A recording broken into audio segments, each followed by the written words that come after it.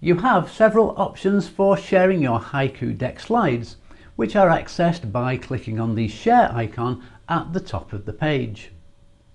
You can assign a category to your presentation and then choose how you want to share your slides, via Twitter, Pinterest, or email, for example. Or you can generate the HTML code to embed your presentation in a web page, and also the WordPress embed code.